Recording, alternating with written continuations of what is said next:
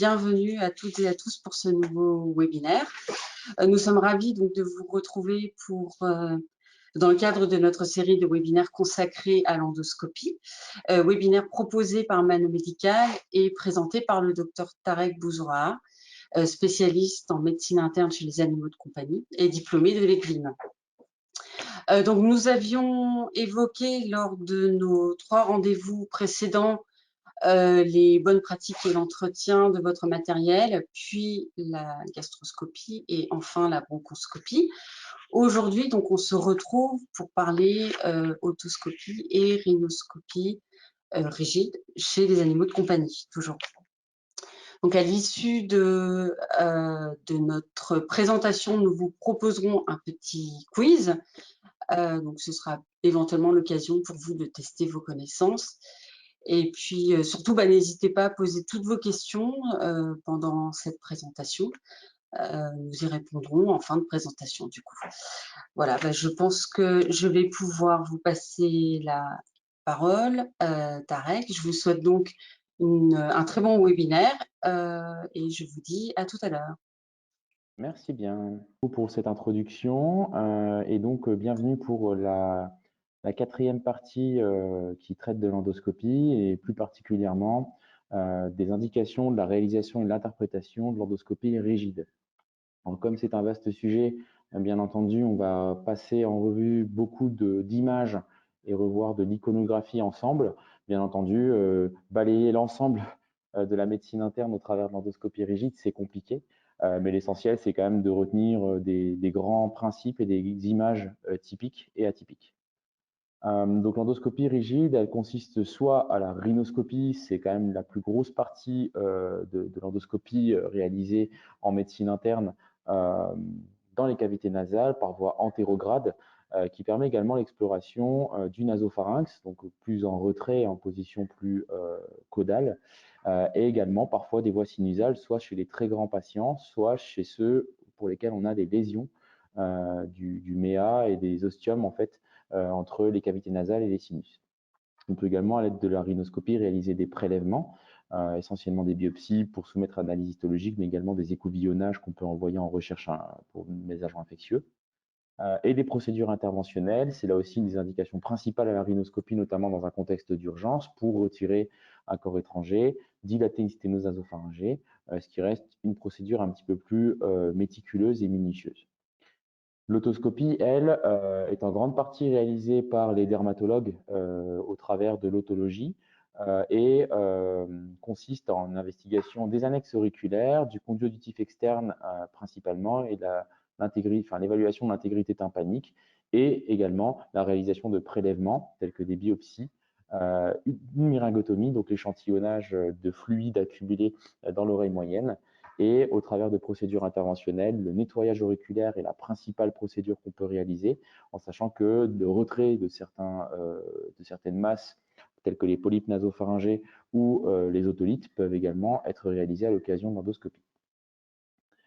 L'équipement endoscopique rigide, il est plutôt constant chez les animaux de compagnie, avec des endoscopes rigides qui ont des diamètres variant de 3 à 5 mm, avec des chemises qui peuvent les protéger, qui permettent aussi d'utiliser des pinces à biopsie ou des pinces à prélèvement au travers d'un canal opérateur, et une longueur qui varie entre 15 et 30 cm, avec un matériel de prélèvement dédié.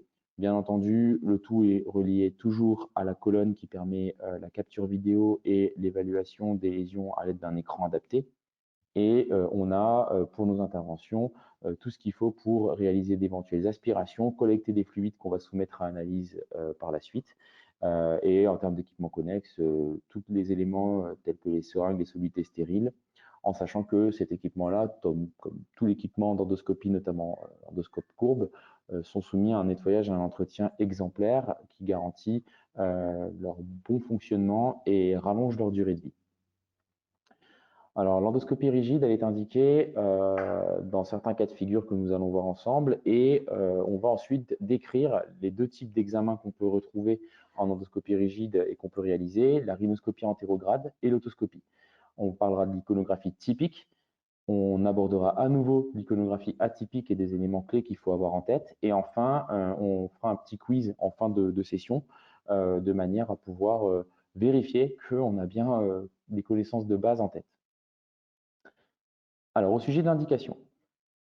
Déjà, revenons aux causes d'atteinte nasale et nasopharyngée pour se rappeler dans quel contexte il est opportun d'explorer une cavité nasale ou le nasopharynx à l'aide d'un endoscope rigide et parfois là où il faut privilégier d'autres procédures avant d'aller à l'endoscopie.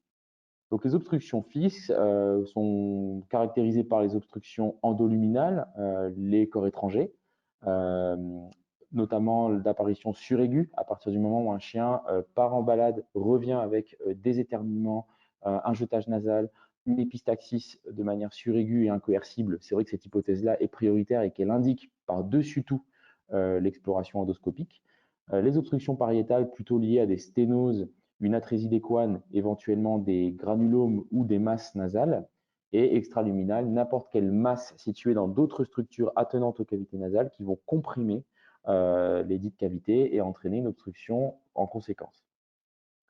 Dans les autres atteintes nasales et nasopharyngées, on va avoir les atteintes inflammatoires infectieuses dominées par l'aspergillose nasosinusale chez le chien dolicocéphale, d'autres atteintes fongiques, notamment chez le chat, telles que la cryptococcose, les atteintes immunitaires représentées par les rhinites allergiques immunitaires, donc éosinophiliques, les rhinites non spécifiques, lymphoplasmocytaires, les rhinites nécrotiques liées notamment à un ancien passage de corps étranger qui seront plutôt neutrophiliques, et à nouveau les atteintes extraluminales inflammatoires qui peuvent être des masses inflammatoires telles que les granulomes, soit liées à un corps étranger dans un tissu mou, soit vraiment à une invasion par une bactérie. On a également toutes les atteintes, comme je l'ai dit, au pourtour des cavités nasosinusales, donc les atteintes faciales, les atteintes zygomatiques, représentées et dominées par les fistules oronasales. Alors sur cette image, on a un peu de coupe tomodensitométrique où on voit une mise de l'os en fait zygomatique en regard de la racine dentaire d'une molaire, qui est à l'origine en fait d'une absédation et d'une communication avec la cavité nasale. Les abcès de glandes salivaires, notamment les glandes salivaires zygomatiques, qui se trouvent juste en dessous des cavités nasales, induisant également une infection osseuse, l'ostéomyélite, et par-dessus tout, les abcès, les résorptions dentaires, les empièmes, les phlegmons, pardon, et les fractures.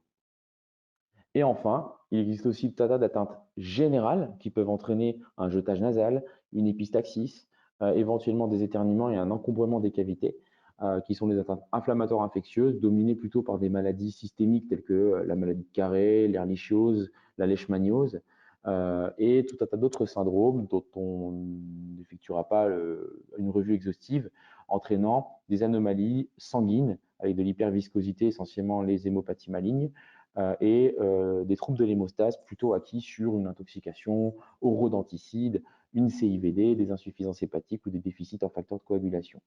Et enfin, l'hypertension peut également causer une épistaxis et ou un jetage associé. Donc l'idée à ce stade, c'est de retenir qu'il existe beaucoup de causes d'atteinte nasale et nasopharyngée, dont des causes générales, et qu'il est important de les maîtriser pour savoir dans quel contexte on va aller à la rhinoscopie, dans quel contexte on va envisager des procédures complémentaires. Donc, la rhinoscopie dans une démarche globale. Vous êtes en clinique et vous décidez de faire une rhinoscopie. Ça peut être face à un jetage nasal, face à un cornage ou des sifflements, donc témoin d'une atteinte nasopharyngée, éventuellement laryngée, d'une épistaxis, d'éternuement ou d'internuement, donc reverse sneezing, témoin d'atteinte nasopharyngée, comme on en a parlé dans le webinaire précédent sur l'endoscopie respiratoire, lors d'une dyspnée inspiratoire à caractère obstructif, parce que là, on sait que les voies respiratoires supérieures sont concernées et probablement les zones nasales et nasopharyngées. Et bien sûr, si l'imagerie en coupe nous suggère d'aller explorer la cavité nasale, notamment par voie antérograde. C'est le cas sur cette coupe tomodensitométrique. Vous voyez bien une lise des cornets nasaux unilatérale avec une accumulation d'un matériel qui est hyper dense, avec une atténuation augmentée. Et ça, ça signe la nécessité d'aller explorer cette zone. La rhinoscopie seule, parce que ça c'est une question qu'on se posera beaucoup en clinique vétérinaire où le scanner n'est pas forcément accessible, on la fera lors d'une atteinte suraiguë, notamment lorsqu'on suspecte un corps étranger. Il faut être très clair, en été, lorsque les corps étrangers sont très fréquents, ces épillés, on peut les explorer à la rhinoscopie sans passer par autre chose, de surcroît chez un chien qui est jeune ou chez un chien pour lequel on est sûr et certain que la veille, l'animal allait parfaitement bien.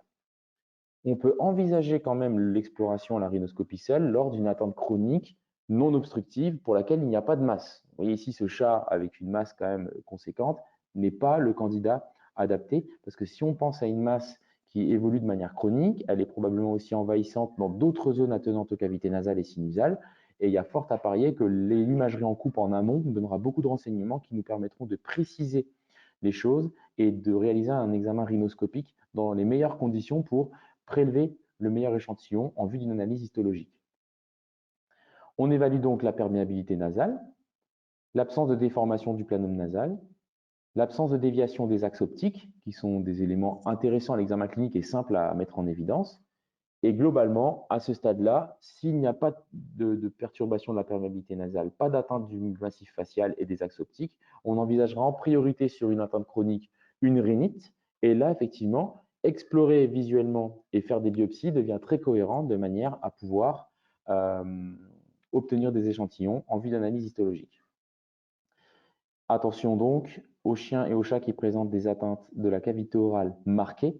À partir du moment où on a une maladie parodontale marquée, une gingivostomatite, des résorptions dentaires, des lésions importantes de la cavité orale et ou zygomatiques, on se dit que la rhinoscopie seule ne va pas être d'intérêt majeur parce que explorer le massif facial dans son intégralité sera beaucoup plus pertinent. Et lorsqu'on a une atteinte unilatérale, il devient plus cohérent aussi de tenter d'aller explorer localement parce qu'il y a plus de chances que la maladie générale ou qu'une atteinte du massif facial dans son intégralité ne soit pas la cause des anomalies qui causent les symptômes. Donc ça, c'était pour l'exploration par rhinoscopie antérograde. Maintenant, imaginons la même situation face à la nécessité et l'envie, le souhait de faire une otoscopie. Donc, l'endoscopie rigide dans l'oreille, on la fera lorsqu'on est confronté à une otite externe, sachant que les otites externes peuvent être soit primitives, d'origine auto-immune, par hypersensibilité, par phénomène allergique, de contact, une atopie, ou diététique. Elle peut également être liée à une parasitose, une endocrinopathie sous-jacente, telle que l'hypercorticisme ou l'hypothyroïdie, et bien sûr une anomalie de conformation du conduit auditif externe, une lésion physique telle qu'une masse ou un corps étranger, ou notamment des accumulations de poils qui vont obstruer le conduit auditif.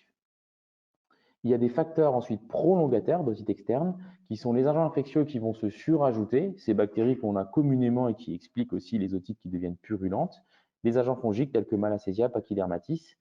Et à ce stade-là, l'autoscopie dans la démarche, elle devient intéressante lorsqu'on a des productions purulentes et malodorantes, qu'il est nécessaire d'aller nettoyer, voire prélever. Hop. Lorsque le chat ou le chien hoche la tête, malheureusement la vidéo n'est pas parfaite, je vais essayer de la relancer. Voilà, on la voit bien. Et lorsqu'il y a également des douleurs palpatoires dans la zone du massif facial, une surdité qui laisse envisager un comblement total du conduit auditif, un prurite facial compulsif qui laisse envisager une atteinte de l'oreille externe, et bien entendu des témoins d'atteinte de l'oreille moyenne avec un syndrome vestibulaire, une ataxie, voire une fièvre associée à la surinfection.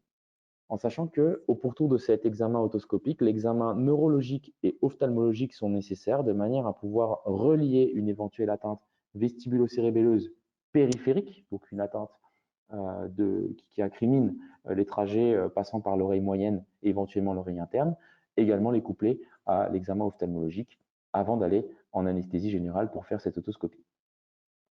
Et bien sûr, l'image en coupe est également très intéressante parce que parfois, le scanner nous donne déjà des réponses. On a la visualisation d'un polype nasopharyngé. On se dit qu'il peut être opportun d'aller le retirer sous contrôle vidéo. Et si on a fait en amont l'imagerie en coupe, il devient très pertinent de savoir exactement quoi faire. Donc les prérequis avant la rhinoscopie sont globalement les considérations anesthésiques. Alors il est vrai que les atteintes nasales et nasopharyngées ne sont pas parmi les plus impressionnantes, hormis les internements, donc le reverse sneezing. Il faut avoir, quoi qu'il en soit, exploré la cavité orale pour exclure des maladies de la cavité orale très marquées qui peuvent expliquer par contiguïté une diffusion cavité nasale et, on va dire, contre-indiquer de manière quand même conséquente la réalisation de l'acte seul. Une épistaxis doit nécessiter l'évaluation de l'hémostase pour être quand même sûr qu'on n'a pas un problème général et une coagulopathie qui explique les signes. Et attention également, parce que si on a une déformation du massif facial, si on a une obstruction des cavités nasales conséquente aux colonnes d'air et une suspicion de masse, Si la masse est très volumineuse et très envahissante, on peut avoir, sur certains cas de figure, des lyses associées, et également lors d'une aspergillose nasosinusale marquée, qui fait qu'à la rhinoscopie, on peut parfois prendre certains risques, induire des saignements et être en connexion avec la botte crânienne. Enfin, des contre-indications moins fréquentes sont l'hypertension artérielle systémique, qui peut causer quand même d'épistaxis, donc il peut être intéressant quand même d'avoir bien évalué préalablement l'équilibre tensionnel du patient. Et lors des atteintes lytiques telles que les rhinites aspergillaires ou les tumeurs, je le rappelle, le scanner devient quand même une étape indispensable, ou l'IRM, parce que on peut difficilement s'en affranchir. Ou alors on a de la chance, on explore le bon endroit et on biopsie au bon endroit, soit on loupe la lésion et on revient un peu en faisant machine arrière, en devant nécessairement, dans un second temps, refaire certains examens et certaines procédures. Pour l'autoscopie, on va avoir des considérations anesthésiques assez proches, en sachant qu'en première ligne, on peut réaliser un examen à l'autoscope durant la consultation ou sur animal sédaté, en sachant après que, comme je l'ai rappelé dans une diapositive précédente, l'imagerie en couple devient très nettement recommandée parce qu'elle peut mettre en évidence, comme vous le voyez ici, des lises des os en fait, de l'oreille moyenne et de l'oreille interne qui vont effectivement confirmer ces anomalies et nous faire comprendre ce qu'on est en train de chercher. On va passer par le conduit auditif externe, faire certains prélèvements, notamment une myragotomie, en vue d'analyser le liquide prélevé pour une analyse cytologique, bactériologique. Mais on sait aussi ce qu'on est en train de prendre en charge pour envisager l'étape numéro 2, l'étape suivante, qui est notamment dans le cas de figure de ce petit chat, une correction chirurgicale par trépanation, nettoyage, ablation de la bulle tympanique et du conduit auditif externe. Donc là, on a parlé des indications, du contexte dans lequel on se plaçait, des moments clés où aller à l'endoscopie rigide était très pertinent, des moments clés aussi où il fallait réfléchir un petit peu pour ne pas se jeter dans un examen. Et maintenant, on parle vraiment de la description de l'examen en lui-même. Donc, quoi qu'il en soit, les examens endoscopiques, comme vous l'avez probablement vu depuis le début de la séquence de webinaire, ce sont des examens qu'on va devoir toujours planifier correctement en dédiant un temps et une zone vraiment dans la clinique pour cet examen. Mais par contre, cet examen est relativement simple. Le niveau de technicité est quand même important parce qu'en fait, une cavité nasale ou un conduit auditif, ce sont des zones qui sont très restreintes en espace. On aura exclu les causes générales, comme j'en ai parlé dans la première partie, et on va sélectionner le candidat. Il est évident que un chat, certaines races toy aussi, sont des candidats un peu plus délicats à la réalisation d'une rhinoscopie rigide, parce qu'il faut être sûr que notre tube d'endoscope passe dans les cavités nasales et permet d'explorer quand même une portion assez conséquente, là où les chiens de plus grand gabarit et de très grand gabarit notamment sont de parfaits candidats parce qu'on va pouvoir explorer très correctement ces zones nasales. Comme on en a parlé au début, le couplage à d'autres explorations locales est très important parce que dès qu'on parle d'une atteinte nasale ou nasopharyngée, par contiguïté, le larynx peut être exploré assez simplement, ce qui est totalement faisable à l'endoscopie rigide également. Et par contre, les voies respiratoires un petit peu plus profondes, telles que la trachée et les bronches, peuvent également être candidates à être explorées selon l'association de signes cliniques.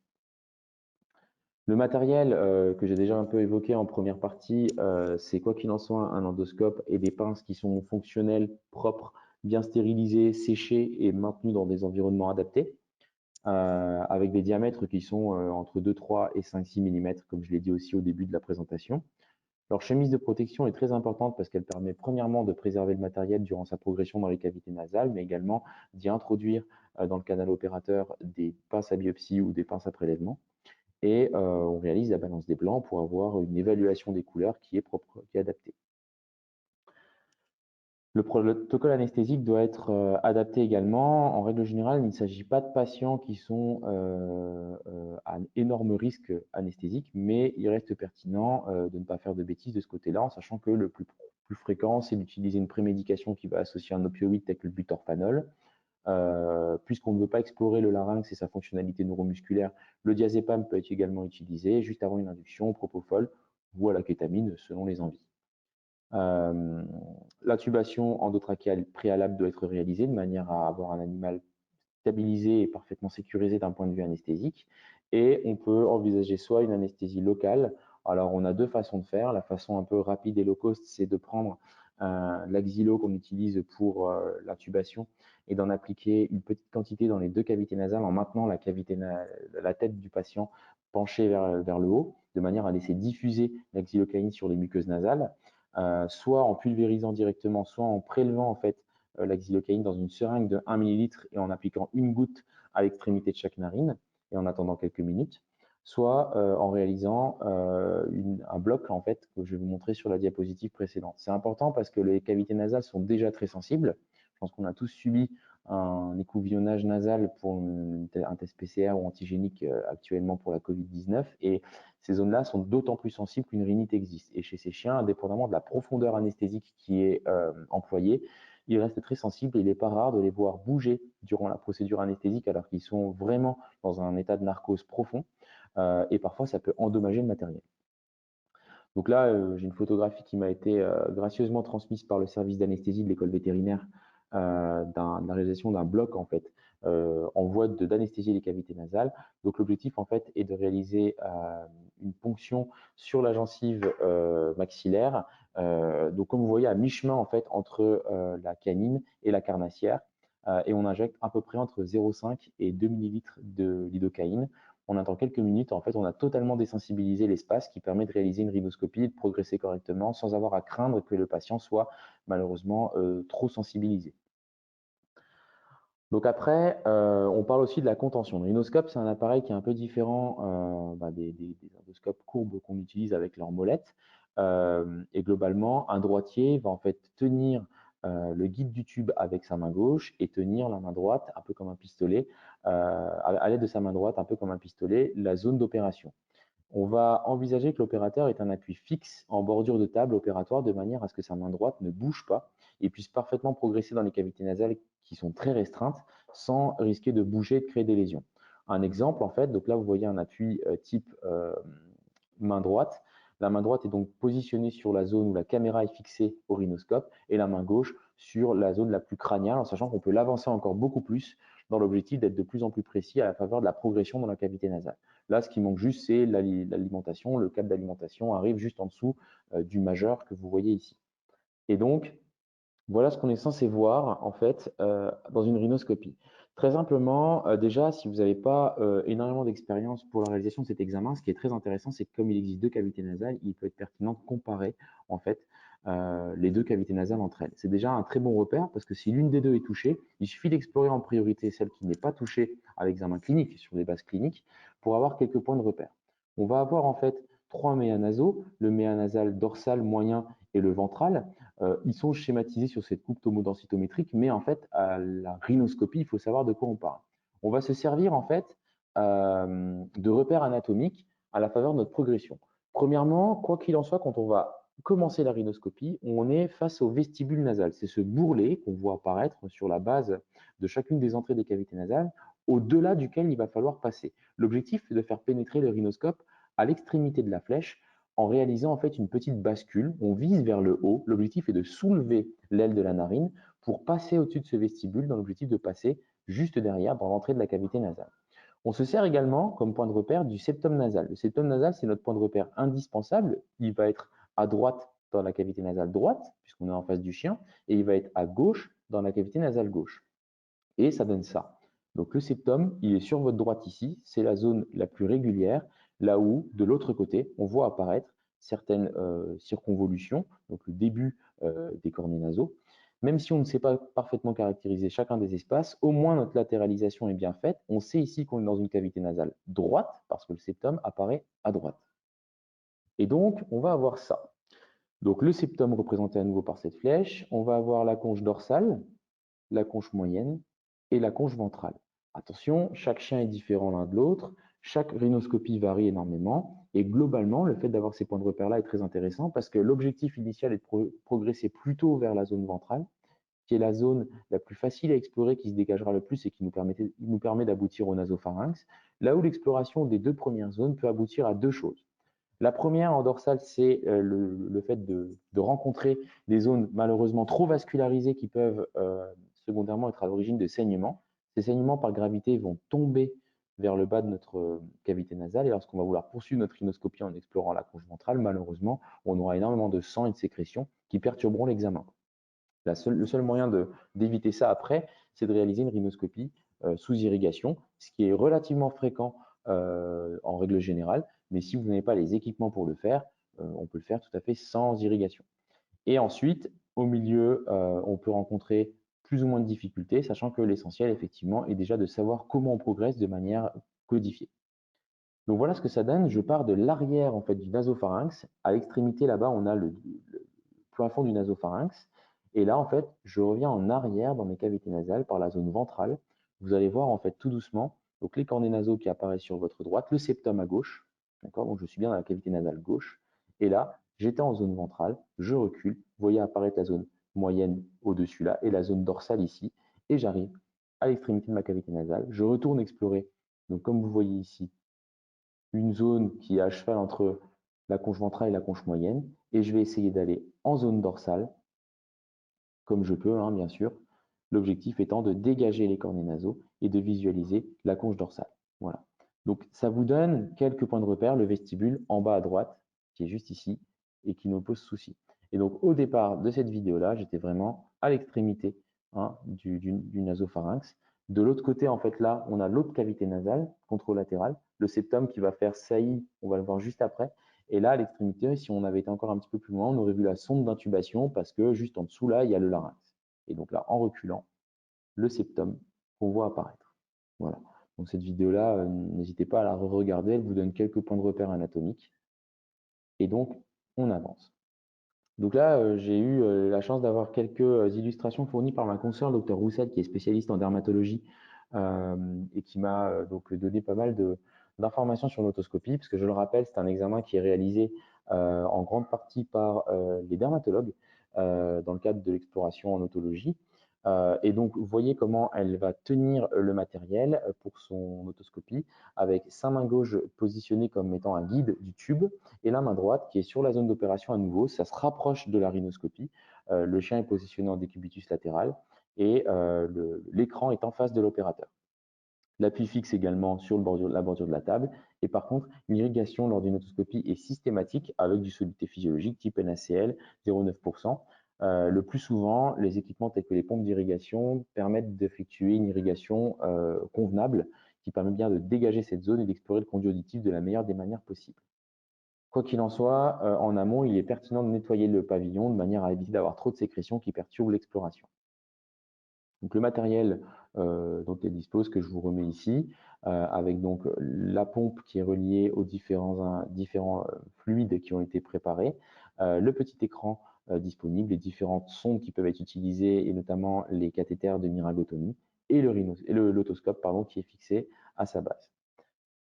Donc maintenant, je vous mets quelques toutes petites images d'autoscopie classiques qui vous permettent d'avoir quelques repères. Alors bon, l'image de gauche, c'est un nettoyage réalisé avec une cytobrosse qui permet soit de faire des prélèvements, soit vraiment de nettoyer la zone en vue d'aller explorer plus loin si vraiment une zone est très incrustée.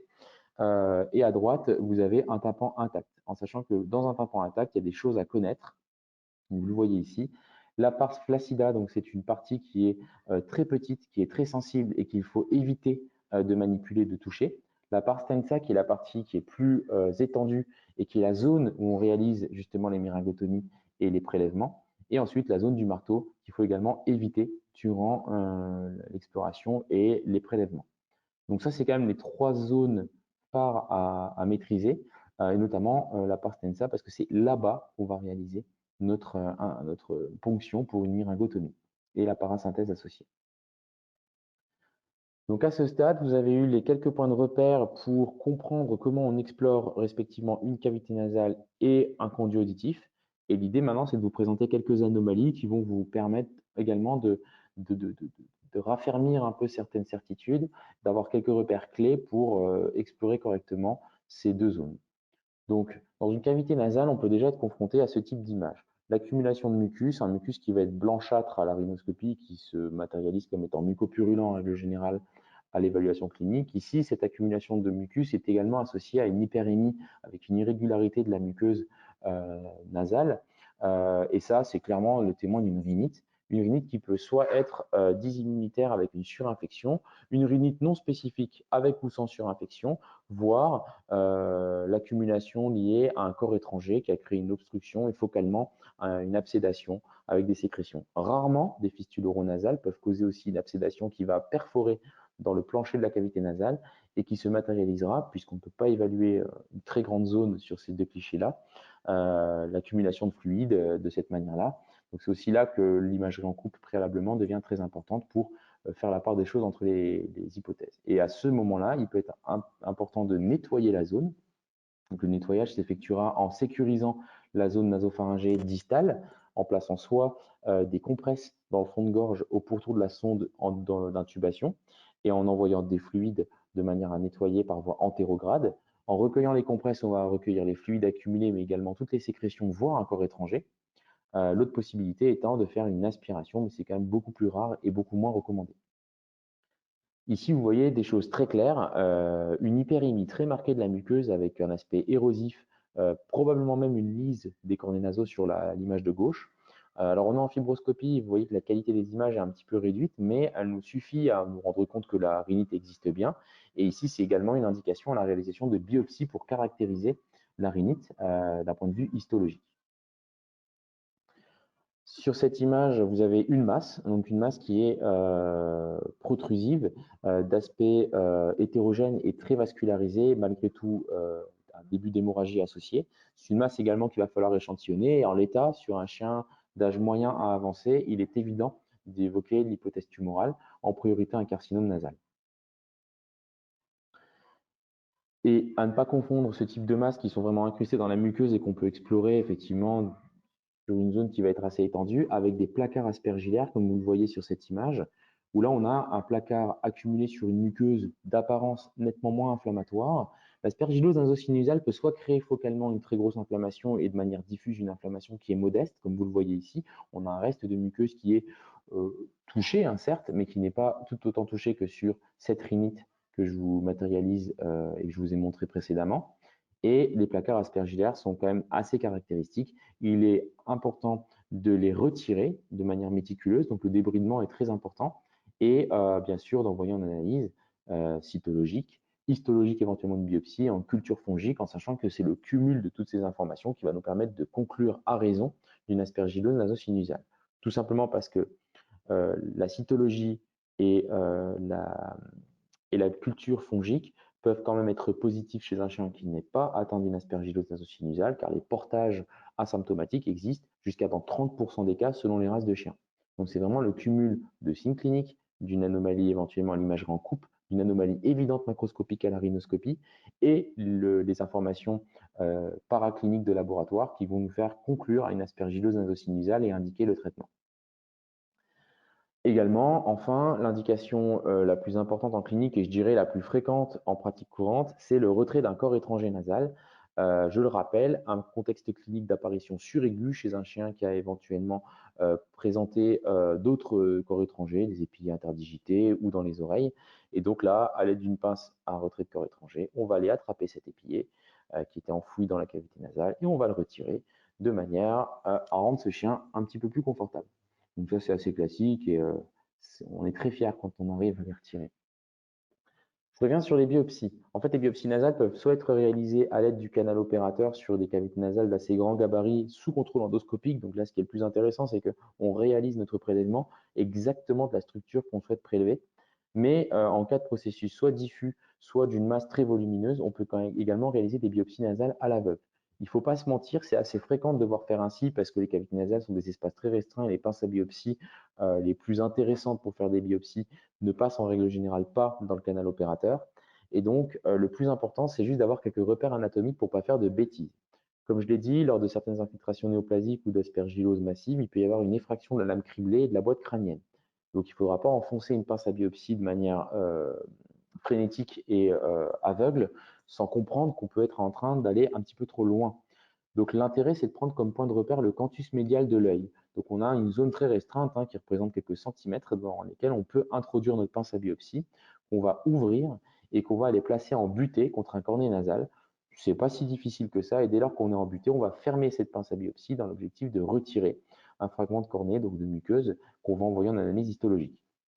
Plus le fragment est gros et la friabilité est importante, plus la muqueuse nasale est lésée, et donc le retrait doit être méticuleux. Il faut anticiper des saignements à ce moment-là, qui sont en règle générale très fréquents, et c'est la raison pour laquelle déjà on précise aux propriétaires que les saignements peuvent exister, persister après la procédure, et surtout en amont, on peut envisager d'avoir avec nous de l'hexacil, donc injecter des ampoules, donc là on est sur des comprimés de 500 mg, mais il existe des ampoules également à 10 mg par millilitre, en faisant une application locale d'hexacil juste après la réalisation de la biopsie dans l'objectif de réduire le risque de saignement.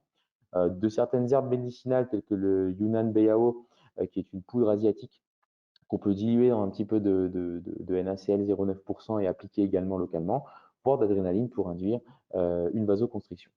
Voilà. Donc le Yunnan Bayao et l'adrénaline. Et donc, maintenant, on passe à l'autoscopie. Donc, dans l'autoscopie, ce qui est intéressant, c'est que comme il y a très peu de zones à explorer, on a très vite des anomalies qu'on peut mettre en évidence et pour lesquelles, si on a les repères de base, on peut conclure. À votre gauche, vous voyez une otite associée, enfin une discrète associée à une accumulation anormale de cérumen en regard du tympan, qui peut faire l'objet d'un nettoyage, d'un prélèvement également. Et à droite, vous voyez une sténose du conduit auditif externe. Alors ça, c'était chez un brachycéphale. Le brachycéphale étant malheureusement surreprésenté parmi ceux qui présentent ce genre d'anomalie, à l'origine d'une otite qui va s'auto-entretenir, externe, et qui va diffuser en devenant moyenne éventuellement, à l'origine de syndrome vestibulaire notamment. Une hypertrichose sur votre gauche, l'hypertrichose étant associée également à un facteur de risque d'occlusion du conduit auditif et surtout d'auto-entretien et de prolongement des otites à répétition. Et à votre droite, un céruminolite qui va faire l'objet d'un retrait, vous voyez, en plein milieu de la lumière et qui va combler le tympan, possiblement aussi à l'origine d'une otite auto-entretenue, éventuellement d'une surdité. À gauche, une otite cérumineuse, qui sont quand même les otites les plus classiques pour lesquelles il est important d'avoir ce point de repère en image. Et à droite, une otite suppurée. Je pense que les images parlent d'elles-mêmes. Il n'est pas très compliqué de faire la différence entre les deux. Un nettoyage conséquent est utile pour pouvoir évaluer la muqueuse sous-jacente et également l'intégrité du tympan. Et lors d'otites fongiques, notamment à Malassezia, on a ce type de lésions que vous voyez en relief, en bulles, qui effectivement sont assez caractéristiques. Et donc c'est intéressant de connaître cette image-là également parce qu'on peut s'orienter en termes d'étiologie. Bon, il s'agira jusqu'à preuve du contraire que d'une surinfection d'un problème sous-jacent, mais en tout cas, on a aussi des éléments clés pour avancer dans le démarche diagnostique. Les prélèvements seront de toute façon indispensables. Et donc, l'autoscopie permet également de faire un rinçage auriculaire profond, en sachant que beaucoup d'indications existent avec l'otite érythématocérumineuse, qui soit une otite ensuite surinfectée, une otite purulente, une otite fongique, et l'accumulation anormale de cérumen, même sans otite. Ce qui est important, c'est d'utiliser, comme vous l'avez vu sur l'illustration qui m'avait été transmise par ma consoeur, une pompe ou une poche de soluté physiologique avec la force de la gravité qui va permettre d'alimenter l'extrémité du tube en fluide. Le rinçage doit être très abondant. Les prélèvements, bien sûr, effectués dès que le rinçage a été fait et l'analgésie doit être envisagée préalablement parce que cette procédure peut faire très mal, notamment parce que l'otite externe est très importante. Et de toute manière, les choses ne s'arrêtent pas là parce que le rinçage auriculaire profond n'est que très rarement une solution en dermatologie. En règle générale, il va se coupler derrière, dès qu'on a nos résultats d'examen complémentaires, à la poursuite de soins, soit médicaux, soit éventuellement opératoires. Et donc, je voulais revenir également sur la myringotomie. Ces indications sont les infections du tympan, notamment un œdème. On se rappelle qu'il faut ponctionner la pars flaccida, donc la zone qui est la plus intègre a posteriori, et que si le tympan a une opacification qui se modifie, donc qui n'est plus très transparent, c'est aussi une indication à effectuer un prélèvement. Dès lors qu'on a des témoins d'atteinte moyenne, que ce soit d'un point de vue clinique et ou grâce à l'imagerie en coupe, on peut également aller prélever ce qui se passe dans la bulle tympanique de l'autre côté du tympan, de manière à le soumettre à analyse cytobactériologique. Le matériel, c'est soit des cathéters et des sondes qui peuvent être des sondes urinaires, par exemple, avec leur mandrin, qui peuvent être utilisées à partir du moment où le matériel est stérile, ou alors des sondes dédiées fournies par l'entreprise qui vend l'endoscope, tout simplement parce que ce matériel-là est complètement adapté et conforme à l'outil que vous allez utiliser et vous évite aussi de faire des faux gestes, des anomalies qui peuvent perturber l'examen ou mettre en danger le patient. Et donc, voilà ce que ça donne. On part dans la place facida à l'aide d'une sonde adaptée qui va perforer le tympan, faire nos prélèvements et pouvoir ensuite les envoyer en analyse cytobactériologique. Alors, je vérifie à ce stade que tout le monde suit bien et je vérifie en vous posant quelques questions. Donc, on va ouvrir un premier quiz. Donc, moi, je vais pouvoir vérifier un élément. Voilà. Donc, première question pour vous, qui est relative à la rhinoscopie. En présence d'un jetage nasal et d'une épistaxis d'apparition progressive chez le chien, quelle option, en termes d'hypothèse, est improbable? Donc, on parle d'une atteinte associant jetage et épistaxis qui sont apparus de manière progressive. Donc, la réponse A, une tumeur nasale. La réponse B, une fistule oronasale. La réponse C, un corps étranger nasal. La réponse D, une rhinite aspergillaire. Donc, le sondage apparaît et on vous laisse répondre de manière à ce que je puisse découvrir vos réponses et ensuite les commenter.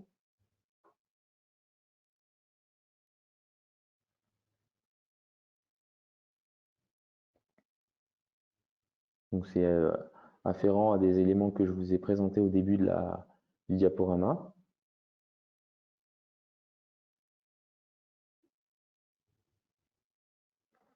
Et donc, à ce stade-là,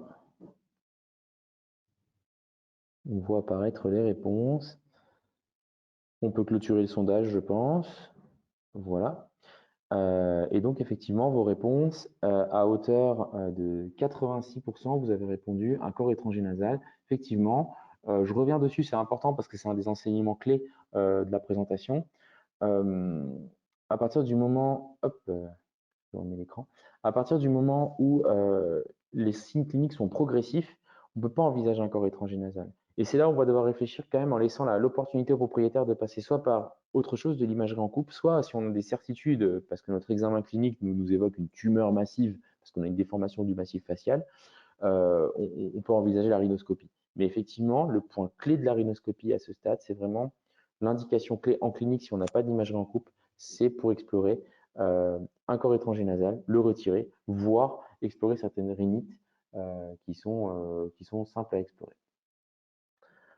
En deuxième question, toujours relative à la rhinoscopie, quelle est la seule situation parmi les suivantes pour laquelle l'examen scanner ne soit pas indispensable avant la rhinoscopie? Donc, suspicion de corps étranger nasal chez le chien, suspicion de polype nasopharyngé, suspicion de tumeur nasale rostrale, suspicion de corps étranger nasal chez le chat. Alors, il y a une petite subtilité. Donc, vous voyez à nouveau le sondage apparaître.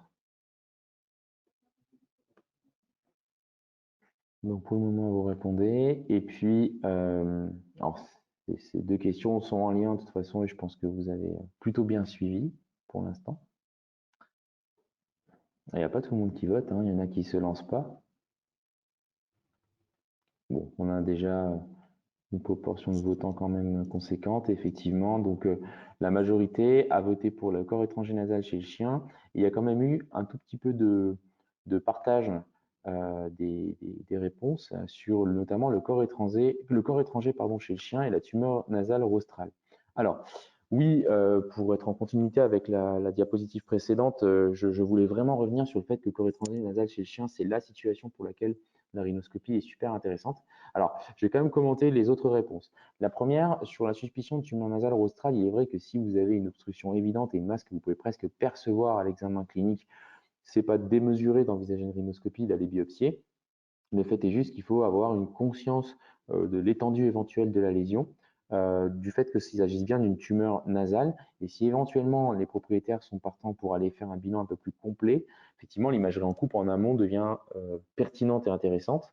Et c'est juste là où je parle bien de la seule situation où l'examen scanner ne soit pas indispensable. C'est effectivement malheureusement pas le cas pour la tumeur nasale rostrale parce que le scanner va nous aider à déterminer sa conformation tridimensionnelle et ses limites. Et la suspicion de corps étranger nasal chez le chat, alors ce qui est très intéressant, c'est que le chat fait très peu de corps étrangers nasaux. C'est pour ça que j'ai voulu l'introduire ici. On a sans doute tous eu ces propriétaires qui arrivent avec un chat qui éternue, qui nous dit « je pense qu'il a inhalé quelque chose ». En termes de fréquence, les corps étrangers de la cavité nasale chez le chat, c'est quasi anecdotique, quasi 0% en fait. Donc sachez-le quand même, les corps étrangers chez le chat, ils peuvent aller plutôt au côté laryngé, migrer dans la cavité thoracique, en position sous-cutanée sinon, mais dans la cavité nasale, ça n'existe virtuellement pas. Alors, ça existe malgré tout, et c'est la raison pour laquelle ne tentez pas une rhinoscopie chez un chat en imaginant qu'il s'agisse d'un corps étranger qu'on va aller retirer. Vous seriez frustré, vous créeriez des lésions localement qui seraient difficiles à interpréter derrière si on allait au scanner, et donc dans la démarche, on se mettrait dans une situation un petit peu complexe. Donc c'est la raison pour laquelle cette question-là a été posée, j'ai fait la différence entre les deux espèces. Et donc, troisième question, quelle affirmation relative à l'autoscopie est fausse? 1. L'autoscopie permet l'évaluation du conjonctif externe et l'appréciation de l'intégrité du tympan. 2. L'autoscopie permet de dépister une otite interne par le biais d'une myringotomie. 3. L'autoscopie permet de dépister une otite moyenne par le biais d'une myringotomie. 4. L'autoscopie doit idéalement être couplée à un examen scanner afin de compléter l'évaluation des oreilles moyennes et internes. Donc, une petite subtilité anatomique essentiellement, et je vous invite à répondre.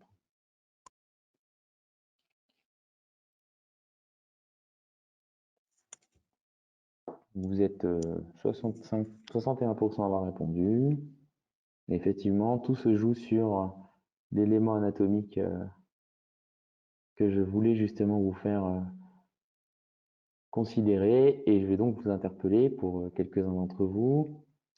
Voilà, donc en gros, vous avez été partagé avec des réponses qui ont globalement été entre la B et la C, une majorité de réponses B et une petite minorité, je revérifie juste, ouais, une petite minorité de réponses C. Et en fait, ceux qui ont répondu B, effectivement, peuvent être contents parce que on peut dépister en fait une otite moyenne. Ce qu'il y a de l'autre côté du tympan, c'est l'oreille moyenne, la bulle tympanique. L'oreille interne, c'est vraiment les os, les osselets. Et ça, c'est quelque chose qui ne s'évalue pas par le biais d'une myringotomie. On peut faire un scanner pour évaluer la présence ou l'absence d'une lésion de ces structures osseuses, mais le prélèvement qu'on pourrait faire par myringotomie pourrait, par contiguïté, être le témoin d'une atteinte moyenne et interne. Mais à coup sûr, on saura qu'il y a une atteinte moyenne. Par contre, on n'est pas à coup sûr certain d'une atteinte de l'oreille interne. Donc c'est important aussi parce que ça souligne quand même l'intérêt de l'imagerie en coupe et la complémentarité avec le scanner, parce qu'effectivement, c'est que le scanner qui permettra à coup sûr de confirmer cette atteinte. Bon, après, s'il y a des questions, il ne faut pas hésiter. Donc à l'issue de ces trois questions, je me permets de conclure en revenant sur les grandes lignes relatives, premièrement à la rhinoscopie, qui permet bien sûr l'exploration des cavités nasales et des annexes, notamment nasopharyngées, l'exploration complémentaire à l'imagerie en couple le plus souvent, qui est nécessaire dans la majorité des cas. La rhinoscopie se fait après exclusion des causes générales, ça c'est certain, notamment face à une épistaxis. Et les causes locales évidentes, telles qu'un corps étranger nasal ou une aspergillose, une tumeur, peuvent être investiguées à la rhinoscopie seule. Les prélèvements et le retrait de corps étrangers par voie périendoscopique sont également très intéressants comme opportunité. Enfin, l'opportunité est très intéressante de faire des prélèvements ou de retirer des structures, notamment des corps étrangers enquistés. Et au-delà de la rhinoscopie, des biopsies à l'aveugle peuvent être réalisées si tant est qu'elles soient réalisées dans un contexte assez raisonnable où on a pris ses repères préalablement. L'autoscopie, de la même manière et par analogie, permet d'explorer le conduit auditif externe et les annexes de l'oreille, d'évaluer l'intégrité du tympan, de nettoyer, de prélever et de faire des prélèvements notamment dans la zone de l'oreille moyenne par myringotomie.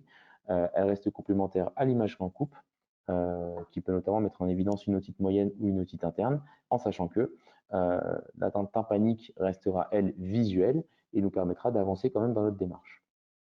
Alors, je vous remercie pour votre attention. Je remercie également tout le dispositif et l'équipe logistique de Mano Médical qui nous met à disposition ces plateformes pour pouvoir échanger ensemble. Ça s'est voulu très condensé pour pouvoir vous donner les éléments clés, mais il ne faut pas hésiter ensuite à échanger si vous avez des questions ou des choses très précises à évoquer. Merci pour votre attention. Merci à vous, docteur Bouzara, pour cette présentation. Donc, on a effectivement encore quelques minutes devant nous pour répondre à toutes vos questions. Je rappelle à ceux qui nous ont rejoints en cours de webinaire que on se retrouvait donc pour ce 4e rendez-vous autour de l'autoscopie et l'endoscopie rigide. Mais vous pouvez nous retrouver en replay donc sur notre chaîne YouTube pour les trois épisodes précédents. sur l'entretien et les bonnes pratiques de votre matériel, sur les applications en gastroscopie, puis en bronchoscopie. Voilà, donc je vous laisse vous poser vos questions si vous en avez, ou si à l'issue de notre épisode d'aujourd'hui, vous allez recevoir, du moins je vais y arriver, un petit questionnaire. Si vous avez des questions qui vous viennent à l'esprit, n'hésitez pas à nous les indiquer par mail et on reviendra vers vous très, très rapidement. Voilà. Et puis si vous avez des questions également concernant notre matériel, n'hésitez pas à vous rendre sur notre site www.manomedical.com. Voilà, je pense que nous allons… Ah pardon, je regarde, nous avons une petite question. Quid des herbes? Alors, quand je parle de corps étranger nasal, j'évoque les corps étrangers végétaux, hein, effectivement. Donc, oui, oui, sachant qu'en plus, les herbes peuvent migrer un peu plus, être localisées en zone nasopharyngée. Donc là, c'est vrai qu'il peut être pertinent de pouvoir quand même faire de l'endoscopie avec une rhinoscopie rétrograde, avec un endoscope courbe. Mais oui, oui, c'est une indication formelle, hein. À partir du moment où les gens sont clairs sur la cinétique d'installation des signes cliniques, il est clair que là, aller au scanner avant, c'est pas utile, il faut vraiment aller voir. Alors la question plus précisément, c'était quid des brins d'herbe dans le nez du chat? Du chat. Alors, la personne qui pose cette question a probablement été confrontée à cette situation. C'est quand même très rare, quoi qu'il en soit, c'est vraiment très très rare. En fait, par principe, enfin, par anatomie, la cavité nasale du chat, elle est faite d'une manière qui compromet l'inhalation de corps étrangers. Donc oui, si ça arrive, bien sûr, il faut aller l'explorer et le retirer, que ce soit idéalement par voie antérograde ou rétrograde au besoin. Mais l'utilité quand même, c'est qu'en termes d'anamnèse, je précisais les choses ainsi pour ne pas qu'on soit malheureusement guidé un petit peu trop par une idée d'un propriétaire vers cette hypothèse de corps étranger nasal, là où chez le chat, c'est vraiment anecdotique. Donc sinon, la procédure est la même que pour un petit chien. On utilise le rhinoscope rigide et une pince de retrait à corps étranger et on retire. Ok, merci. Myringotomie chez les chiens, brachycéphale, oui ou non? Oui, oui, oui, bien sûr. Il faut pas dichotomiser le morphotype. Enfin, il ne faut pas dichotomiser en fonction du morphotype. Justement, oui, parce que ça permet de connaître le germe, ça permet de connaître le profil de sensibilité, d'adapter l'antibiothérapie, notamment dans le cadre où ces chiens-là sont aussi à risque de faire vraiment des complications graves, entraînant la nécessité d'une ablation et trépanation, enfin ablation de la bulle tympanique, trépanation et retrait du conduit auditif. Et dans le contexte de ces chirurgies assez lourdes, avec des cicatrisations parfois un petit peu atypiques, connaître le germe et son profil de sensibilité, c'est primordial. Donc oui, oui, il faut le faire. Très bien. Bah, écoutez, merci beaucoup. Je vois qu'il n'y a pas d'autres questions dans l'immédiat.